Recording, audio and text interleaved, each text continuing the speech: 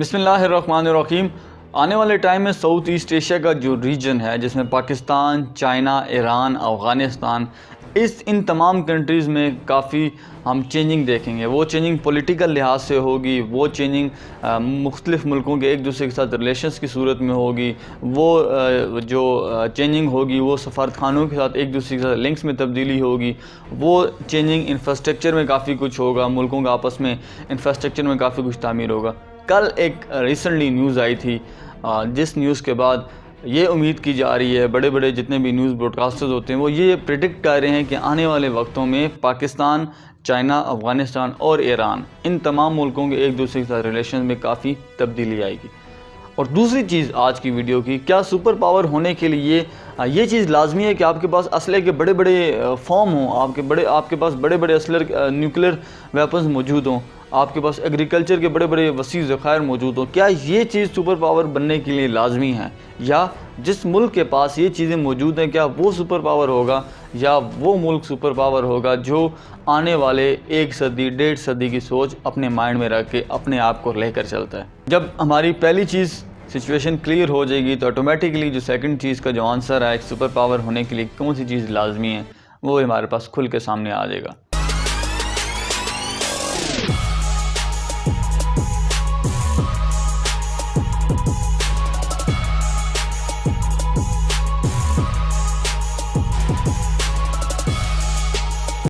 अच्छा, तो अगर हम बात करें, कल के न्यूज़पेपर में ये बात बताई गई थी कि ईरान ने इंडिया को अपने चाबहार का जो उनकी जो पोर्ट है उस पोर्ट से ईरान ने इंडिया को बाहर निकाल दिया।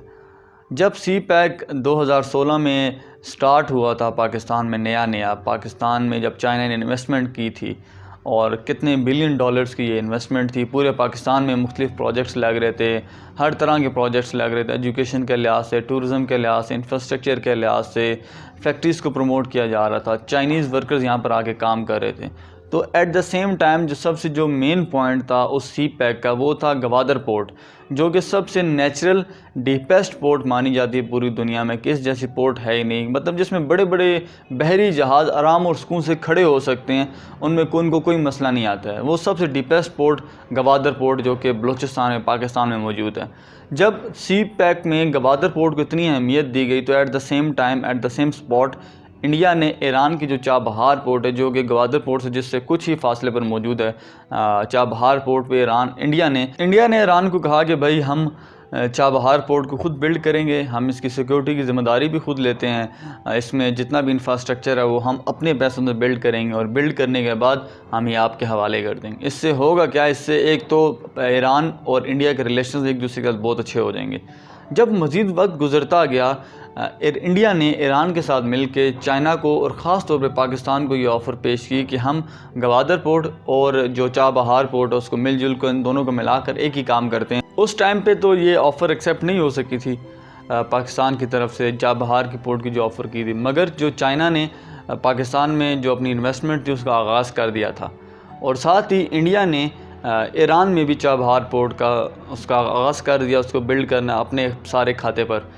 तो अब सीन ये हुआ कि जब जैसे ही वक्त मज़ीद गुजरता गया, गवादर पोर्ट को काफ़ी अहमियत मिलती गई, साथ ही चाबहार पोर्ट को भी काफ़ी अहमियत मिलती गई।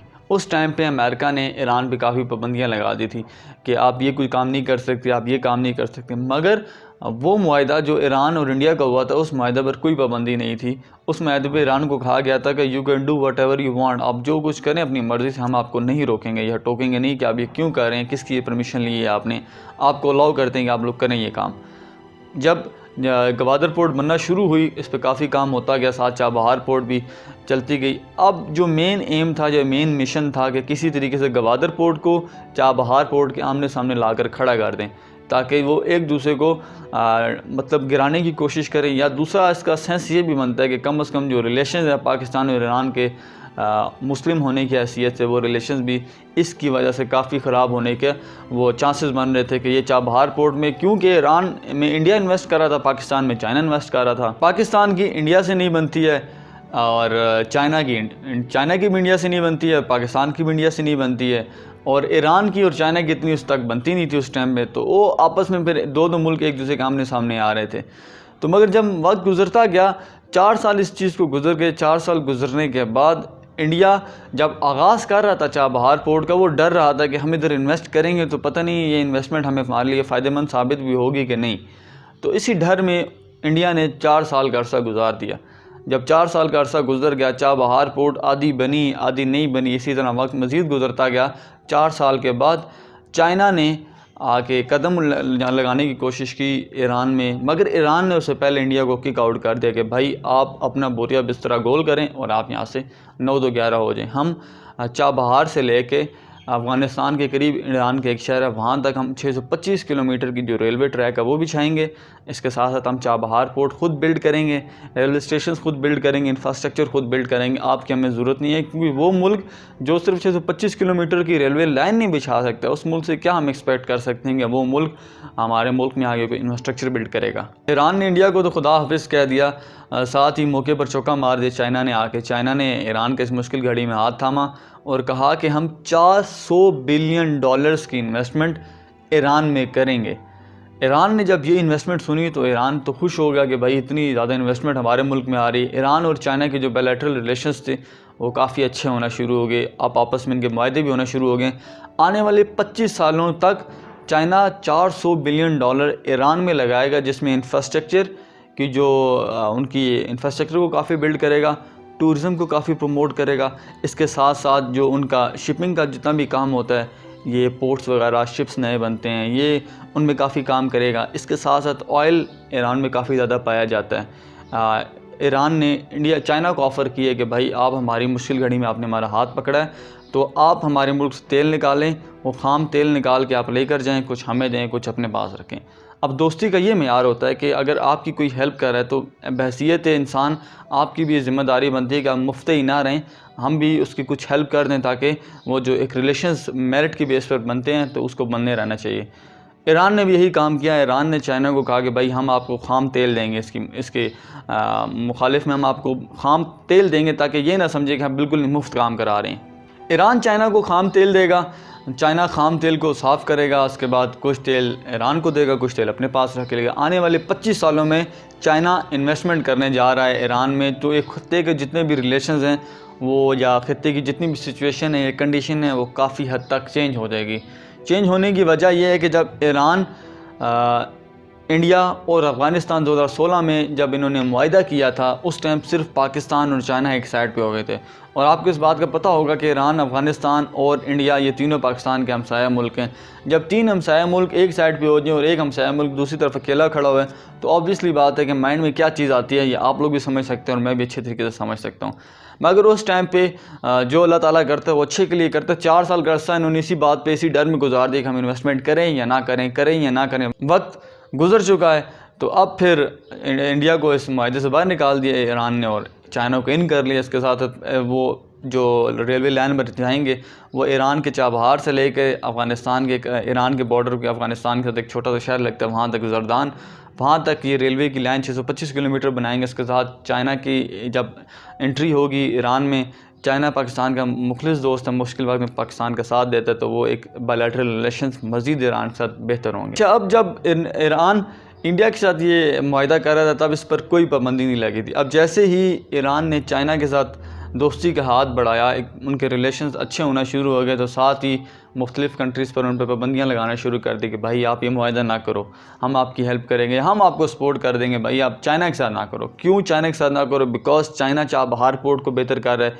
चाइना गवादर पोर्ट को बेहतर कर रहा है। इससे होगा क्या? इससे चाइना को ईज़िली गर्म पानियों तक रसाई मिल जाएगी और चाइना की पूरे साल तक ट्रेड कंटिन्यूस चलती रहेगी। यहाँ से फिर मिडल ईस्ट तक जाएगी, वहाँ से फिर आगे तक चली जाएगी, यूरोप तक। चाइना आराम सुकून से अपनी जो ट्रेड है वो बढ़ा सकता है इन 2 पोर्ट्स की मदद से। और पूरी दुनिया को इसी चीज़ का डर है कि अगर चाइना की ये जो स्ट्रेटजी अगर ये कामयाब होगी तो फिर अमेरिका किस लेवल पर खड़ा होगा, किस जगह पर अमेरिका अपने आप को देख रहा होगा। इसी वजह से माशी पाबंदियाँ लगाई जा रही हैं, सियासी पाबंदियाँ लगाई जा रही हैं, तजारती पाबंदियाँ लगाई जा रही हैं ईरान पे कि किसी तरीके से उसको ये काम करने से रोका जाए।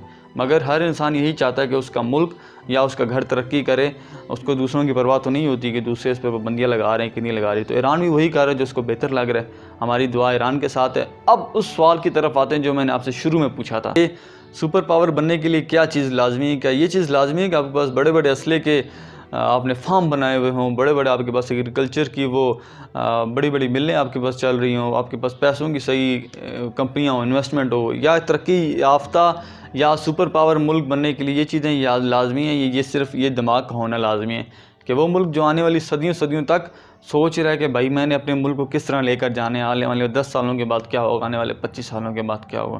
क्योंकि पैसा तो हमेशा रहता नहीं है, मगर जो एक आइडिया होता है, जो एक सोच होती है, वो तो हमेशा रहता है। उस आइडिया के बेस पे फिर बड़े बड़े मुल्क वजूद में आते हैं, बड़े बड़े मुल्क बड़े बड़े काम कर जाते हैं जो कभी कोई सोच भी नहीं रहा होता है। तो मेरे ख्याल के मुताबिक पर्सनली मैं ये सोचता हूँ कि जो सुपर पावर है सिर्फ उसी को होना चाहिए जो अपने दिमाग का यूज़ करता है, जो आने वाले वक्त में पहले प्रेडिक्ट कर लेता है, उसके मुताबिक अपने आप को सांचे में ढाल लेता है, अपने मुल्क के हालात को, अपनी आवाम को, अपनी राय को उस तरह बनाने की कोशिश करता है ताकि आने वाले वक्त में उसको कोई मसला या कोई मुश्किल सामने ना है। तो हमारी दुआ है कि यार हमारा ये जो साउथ ईस्ट एशिया का जो खुसूसी तौर पर रीजन है, ये पुरअमन तरीके से बढ़ता रहे, बगैर किसी जंग के, बगैर किसी लड़ाई और झगड़े के।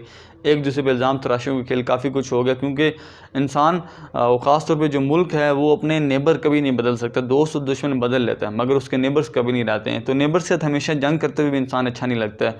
वो लोग अपना काम करें, हम लोग अपना काम करें।